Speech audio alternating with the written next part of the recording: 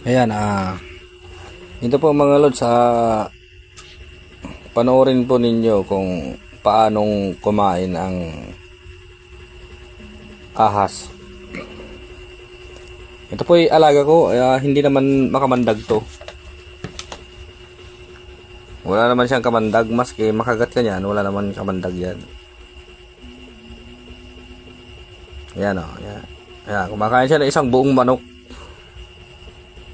Ayan. Panoorin nyo kung paano siya kumain. Ganyan siya kumain, ayan. Ayan, babalutan muna ng laway yan, bago yan lunukin. Ganyan siya, ganyan o. Ayan.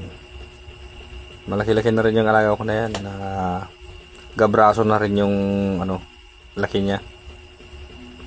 Ayan. Mahirap din mag-alaga ng ganito kung wala kayong kakayahan mag-alaga ng ganito. Kung hindi nyo kayang pakainin, wag na lang, pakawalan nyo na lang. Pero kung kaya na malagayin, kaya na mapakainin, go! Alagaan ninyo. Thank you very much. Thanks for watching. Salamat sa lahat.